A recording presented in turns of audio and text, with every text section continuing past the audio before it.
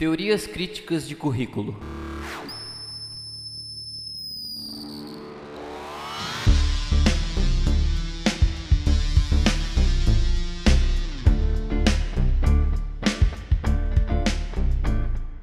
Em meados do século XX, os objetivos da educação escolarizada eram formar um trabalhador especializado. A partir da obra de Bobbitt, De Curriculum, indagações foram feitas acerca das questões cruciais sobre as finalidades e os contornos da escolarização de massas. Afinal, quais os objetivos da educação escolarizada? Formar o trabalhador especializado ou proporcionar uma educação geral, acadêmica, à população? Contra esse sistema, que impõe uma escola mecanicista, é que nos anos 60 surgem grandes agitações e movimentos. O movimento de independência das antigas colônias europeias, os protestos estudantis na França e em vários outros países, a continuação dos movimentos dos direitos civis nos Estados Unidos, os protestos contra a guerra do Vietnã, os movimentos de contracultura, os movimentos feministas, a liberação sexual, as lutas contra a ditadura militar no Brasil. Dentre outros, estes são alguns dos importantes movimentos sociais e culturais que caracterizaram os anos 60. Não por coincidência, foi também nessa década que surgiram livros, ensaios e teorizações que colocavam em xeque o pensamento e a estrutura tradicional. Durante essa época de contestação dos modelos implantados e da aplicação de novas propostas de currículos, as nações visaram fazer uma releitura das novas propostas e, a partir daí, adaptar a ideia ao viés de pensadores da própria nação, visando adaptar as novas propostas dentro de um contexto cultural local, relevando as peculiaridades de cada sociedade. É neste aspecto que Paulo Freire tem papel crucial para o Brasil, assim como Althusser, Bourdieu, entre outros, tiveram relevância na França. Em Bourdieu, contrariamente às outras análises críticas, a escola não atua pela inculcação da cultura dominante às crianças e jovens das classes dominadas, mas ao contrário, através de algo que acaba por funcionar como um mecanismo de exclusão. O currículo da escola está baseado na cultura dominante. Ele se expressa na linguagem dominante e é transmitido através do código cultural dominante. Paulo Freire.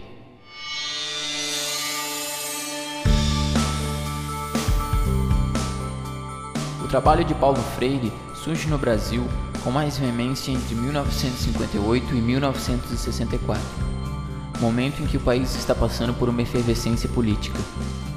Paulo Freire desenvolveu uma obra que tem implicações importantes para a teorização sobre o currículo. No âmbito educacional, o método Paulo Freire, o qual alfabetizava em curto espaço de tempo, além de trabalhar a criticidade e consciência de seus educandos, foi a prática educativa de maior repercussão no país. Como principais obras do autor, podemos citar A Educação como Prática da Liberdade, de 1967, que está ligada ao pensamento da chamada Ideologia do Desenvolvimento, e A Pedagogia do Oprimido, de 1970, cuja palavra que mais o identifica é revolução, e está baseada numa dialética hegeliana das relações entre senhor e servo, ampliada e modificada pela leitura do primeiro Marx.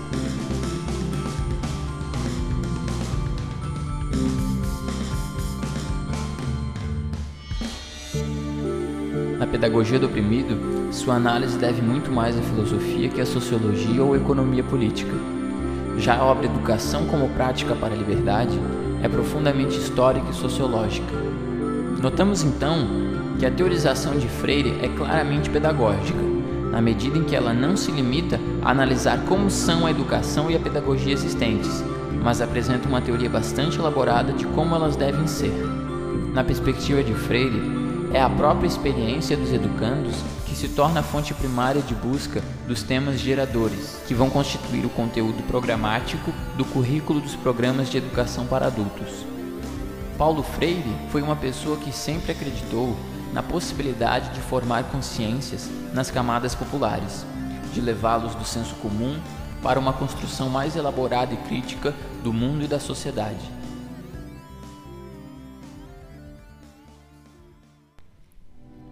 Pedagogia da autonomia. Paulo Freire direciona seus pensamentos a saberes demandados pela prática educativa em si mesma, E estes saberes, segundo ele, não têm relação com a opção política dos educadores. O autor também salienta que é imprescindível que tenhamos reflexão crítica, para que o uso de teorias que pouco acrescentam não seja feita de forma indiscriminada, tornando-se teorias do blá blá blá, e que a prática não se torne ativismo, ou, colocando de outra maneira, não se torne rebeldia sem causa. Um desses saberes é sobre o conhecimento.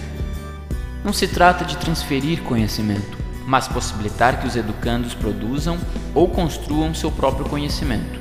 Em um trecho do livro Pedagogia da Autonomia, Paulo Freire descreve o que deve ser o processo de ensino. Quem forma, se forma e reforma ao formar, e quem é formado, forma-se e forma ao ser formado. Resumindo, as partes aprendem e as partes ensinam ao aprender. O conhecimento deve ser vivenciado e não pode ser transferido, pois aquele que ensina coloca a sua visão de como é o conhecimento. Somos impregnados pelo ambiente histórico-social em que vivemos. É como se cada um tivesse seu mundo particular. E é por esse motivo que o conteúdo ensinado não é o mesmo aprendido, ou seja, não há transferência de conhecimento. Paulo Freire enfatiza sua posição frente a essa situação, que a princípio é de difícil solução. Isso porque o antigo paradigma educacional permanece. A mudança paradigmática na educação é necessária para que professores desejosos da existência de conhecimento façam com que seus alunos o adquiram respeitando sua realidade.